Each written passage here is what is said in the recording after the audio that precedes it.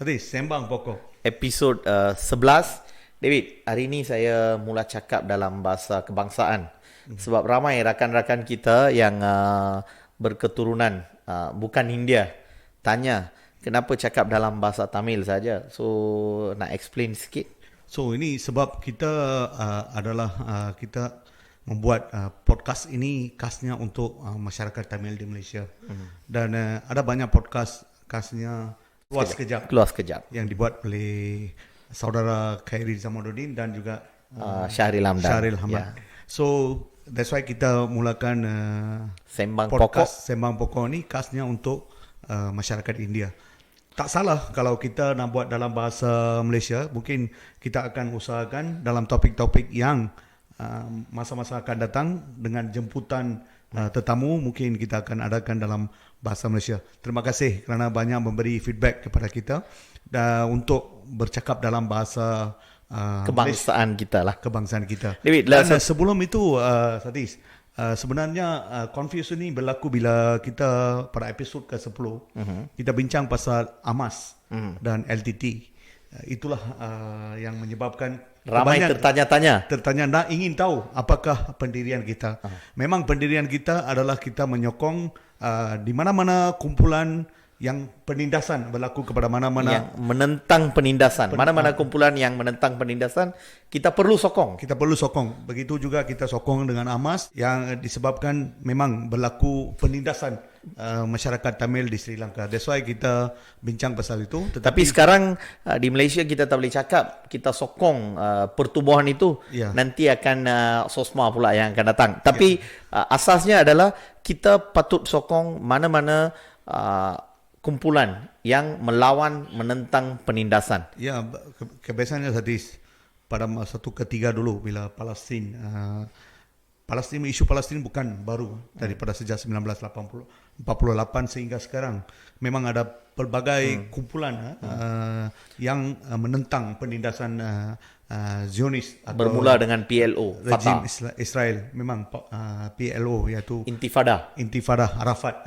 Memang kita kenal dia dan kita respect perjuangan dia.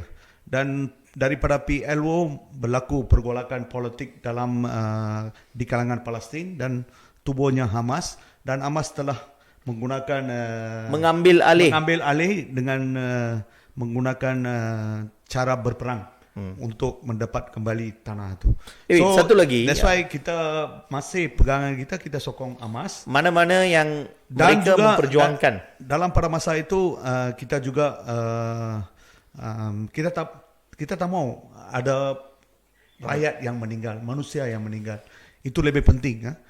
Walaupun kedua-dua pihak ada kematian, so kalau boleh janganlah berperang. Kalau boleh cari satu penyelesaian. Ya David, seperti sebelum ni kita pernah bincang dalam bahasa Tamil. Peperangan ini sebenarnya adalah satu bisnes untuk arm traders. Ya. Yang mereka yang Politik dunia ini. politik dunia Dan juga perniagaan. So, ini adalah bisnes. perniagaan senjata. So memang kita nampak akan ada peperangan. Tidak ada satu hari di dunia tanpa peperangan, kecuali semasa COVID-19. Pada awal-awal tu memang tak ada perang lah. Memang sekarang Satis, kalau kita lihat Amerika, mereka kalau tidak ada perang, perniagaan senjata, khasnya senjata berat lah, seperti bom dan macam-macam senjata, dan juga peralatan kapal perang dan macam-macam. Mereka perlukan perniagaan, mereka perlukan bisnes itu berterusan.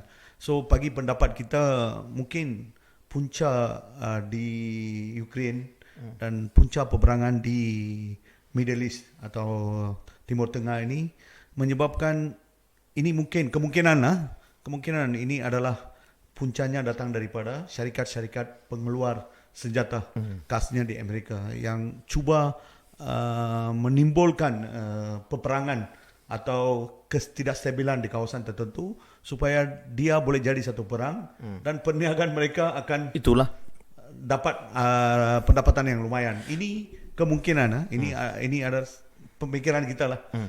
Kemungkinan ini berlaku di sana, tapi terpulang kepada rakyat untuk menilai, terpulang kepada Untuk menilai sendiri. sendiri. David, tapi walau bagaimanapun inilah kebanyakan masyarakat Tamil di Malaysia, bukan saja di Malaysia, di seluruh dunia, mereka bersolidariti bersama rakyat Palestin yang ditindas. Dan rakyat Palestin telah dikurung di tanah mereka sendiri, telah dinafikan kemerdekaan mereka. So 2 hari lepas ada satu perarakan besar di Chennai, Tamil Nadu. Kalau ada yang cakap semua orang India ni macam penyokong Zionis atau Israel, itu tak betul lah. Saya dan David adalah 2 orang yang berketurunan India, berketurunan Tamil. Kami sokong perjuangan rakyat Palestin untuk tanah air mereka. Sebenarnya Satish, kalau kita lihat kepada Amerika itu sendiri, yang kerajaannya menyokong kepada Israel dari segi mungkin antara perhubungan mereka antara Israel. Tetapi rakyat di sana, saya nampak satu demonstrasi yang terbesar sekali pernah diadakan di tengah-tengah New York. Beratus ribu orang. Mereka bukan Muslim. Mereka terdiri pada Muslim, Kristian dan pelbagai. Jewish pun ada dalam demonstrasi untuk mendapatkan keadilan kepada penduduk atau Palestin.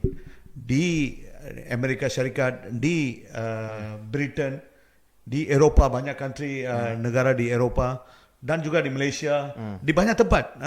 Ini bukan kalau kita menganggap agama atau kaum itu tak betul. Ini lebih kepada dasar perikemanusiaan.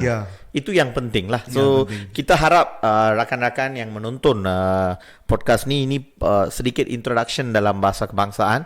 So harap jugalah kalau ada penindasan terhadap mana-mana kaum di dunia ini, we should speak against genocide without seeing the skin color, their race or their religion. Itulah pendirian kami. Okay.